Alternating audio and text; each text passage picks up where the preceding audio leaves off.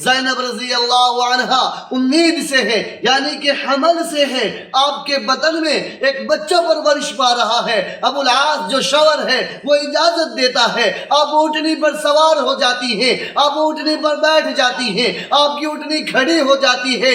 کفار مکہ نے مزاحم کیا، روکنا چاہا، ایک بدبخت، ایک کمبخت آگے بڑھتا ہے اور آپ کی اونٹنی کو نیزہ مار دیتا ہے، تیر مار دیتا ہے، وہ اونٹنی بلک جاتی ہے، بھاگ جاتی ہے، دوڑ پڑتی ہے۔ حضرت زینب اونٹنی سے نیچے گرتی ہے، آپ کے پیٹ میں جو بچہ پرورش پا رہا تھا، آپ کے پیٹ میں جو بچہ پل رہا تھا، وہ ساقط ہو جاتا ہے۔ کتنی تکلیف ہوئی آپ کو، کتنی شدت کی تکلیف پہنچائی گئی ہے۔ حضرت زینب رضی اللہ تعالی عنہ جب حامدا و مسلیا اما بعد فاعوذ باللہ السمیع العلیم من الشیطان الرجیم بسم اللہ الرحمن الرحیم یا ایھا الذین آمنوا لا تلہکم اموالکم ولا اولادکم عن ذکر اللہ ومن يفعل ذلك فاولئک هم الخاسرون۔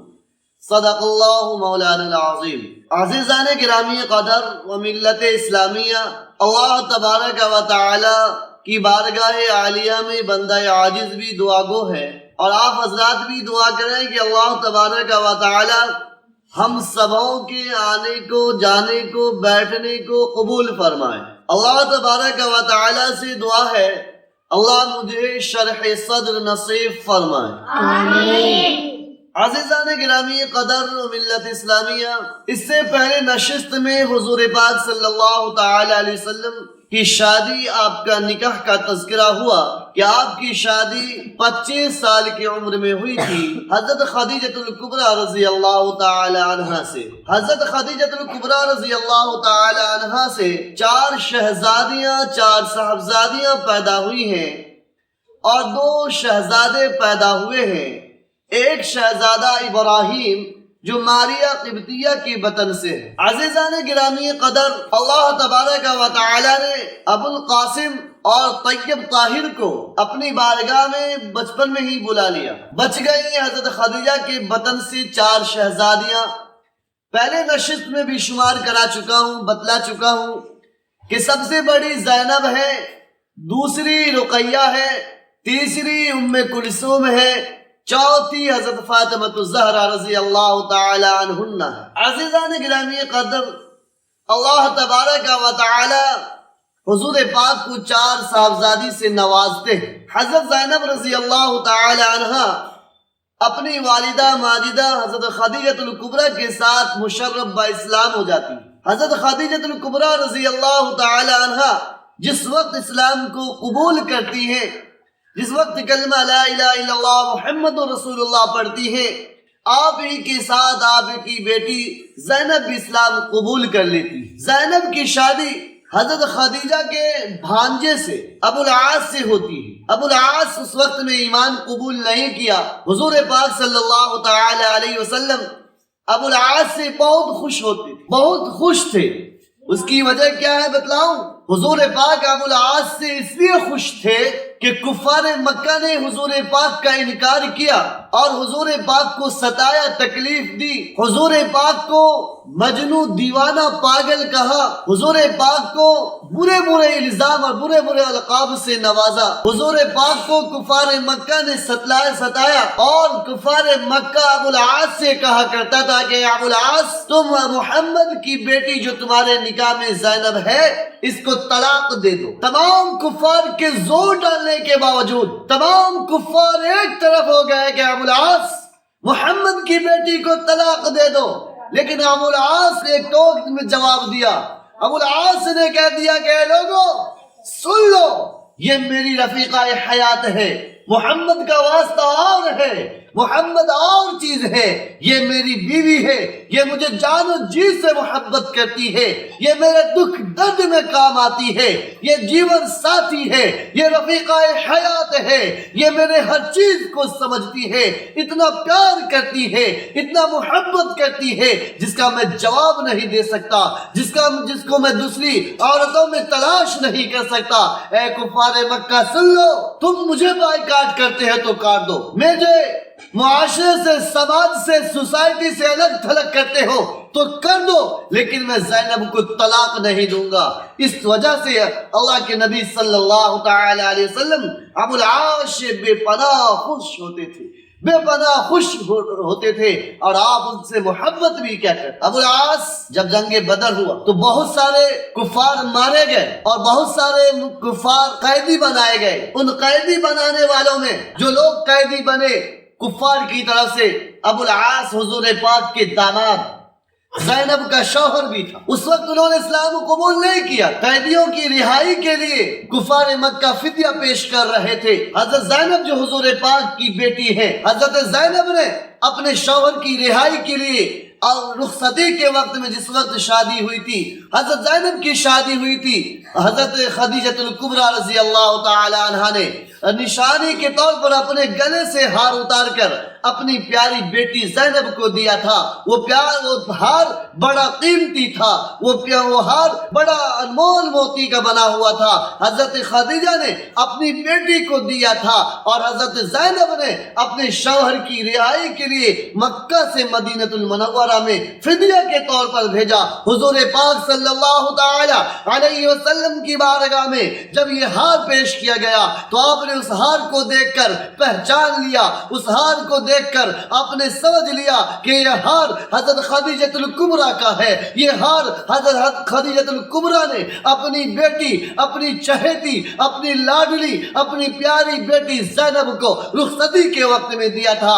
آج زینب نے اپنے شوہر کی رہائی کے لیے اس ہار کو پیش کیا ہے۔ یہ منظر دیکھ کر، اس ہار کو دیکھ کر حضور پاک صلی اللہ تعالی علیہ وسلم رقت آمیز ہو گئے، آپ رونے لگ گئے، آپ کے آنکھوں سے آنسو بہ پڑے، اور آپ کا رونا تھا کہ صحابہ کی مجلس تھی، تمام صحابہ رو پڑے، تمام صحابہ رو پڑے، چونکہ حضور سے صحابہ بے پناہ محبت کیا کرتے تھے، اور حضور بھی صحابہ سے بے پناہ محبت کیا کرتے تھے۔ اے لوگو، ایسی محبت رکھو حضور سے۔ یہ حضور پر جب رقت طاری ہوئی تو صحابہ کرام بھی رو پڑے، صحابہ کرام کی آنکھوں سے آنسو ٹپک پڑے، صحابہ کرام کی ریش مبارک تر ہو گئی۔ حضور پاک سے دریافت فرمایا کہ اللہ کے نبی، آپ کیوں رقت آمیز ہیں، کیوں رو رہے ہیں، آپ کی آنکھوں سے آنسو ٹپک رہا ہے؟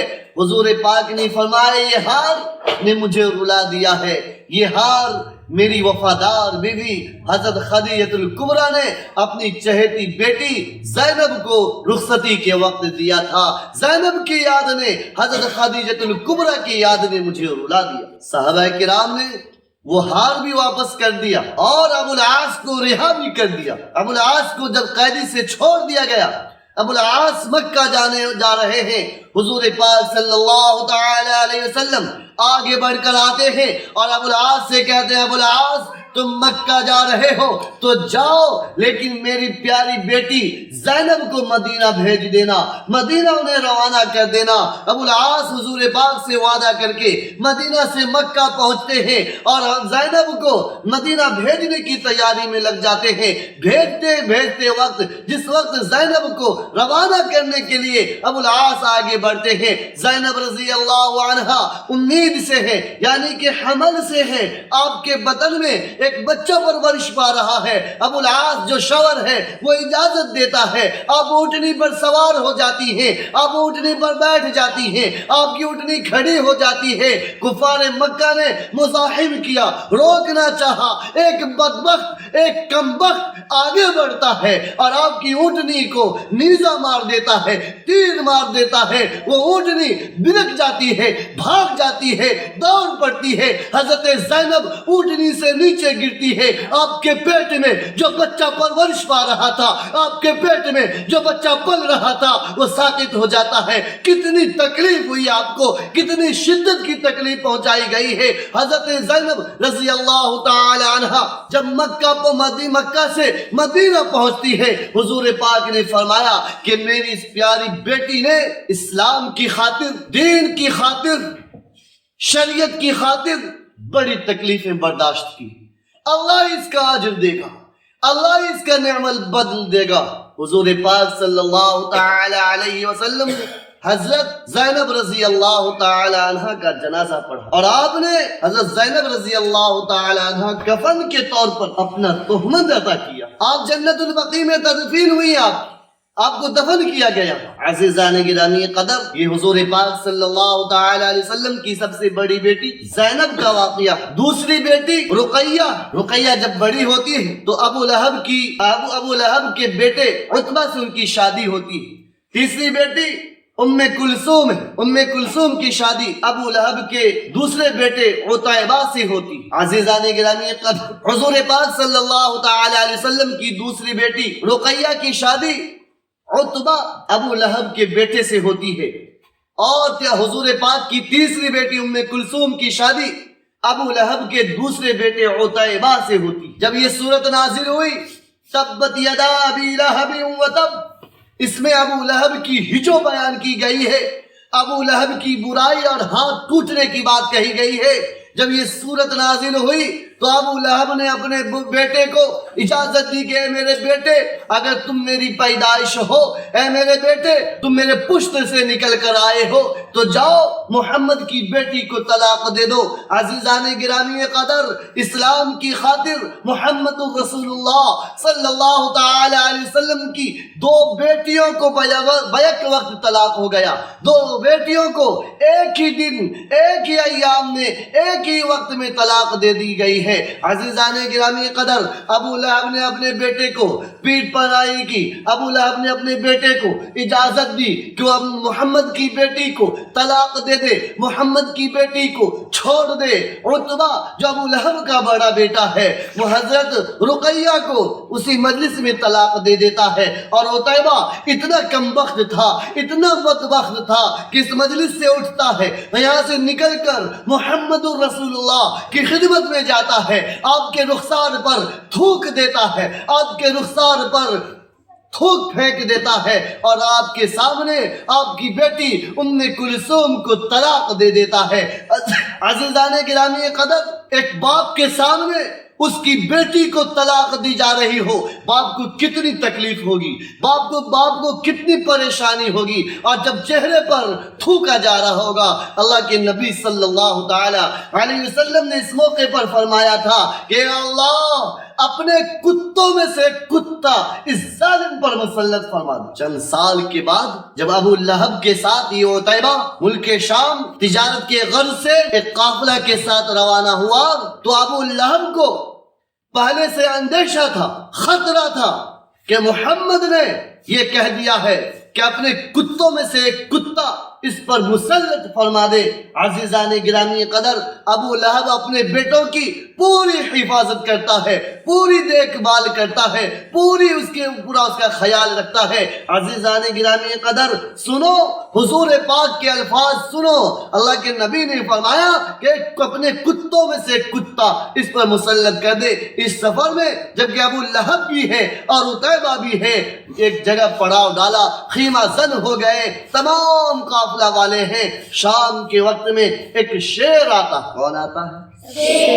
شیر آتا، اور شیر آ کر پورے قافلے والوں کے پاس یوں چکر لگاتا ہے، یوں گھومتا، اور گھومنے کے بعد واپس چلا جائے. کسی کو کچھ نہیں کہا، کوئی نقصان نہیں پہنچایا. ابو لہب اور زیادہ ڈر جاتا، سہم جاتا ہے کہ یہ شیر آیا تھا عتیبہ کی شناخت کرنے، عتیبہ کو پہچاننے. تمام تجارت والوں کے سامان کو اکٹھا کیا، ایک منزل کے قریب اتنا اونچا کیا، اور اونچا کرنے کے بعد اس پر عتیبہ کو لٹایا، اور تمام قافلہ والے اس سامان کے پاس لیٹے. لیکن رات کے وقت میں جب قافلہ والے سو گئے، اللہ تبارک و تعالیٰ نے اس شیر کو بھیجا. وہ شیر وہیں سے چھلانگ لگاتا ہے اور اس اونچی مقام پر، اونچے جگہ پر پہنچ کر جہاں پر عتیبہ لیٹا ہوا تھا اسے چیڑ پھاڑ دیتا ہے اور پھر واپس چلا جاتا ہے. کسی کو کچھ نہیں کہا.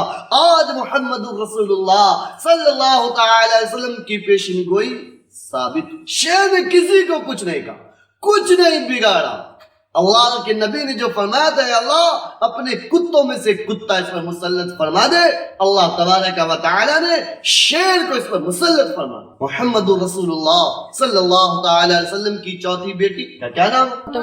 فاطمہ الزہرا رضی اللہ تعالی عنہ، یہ آپ کی چوتھی بیٹی۔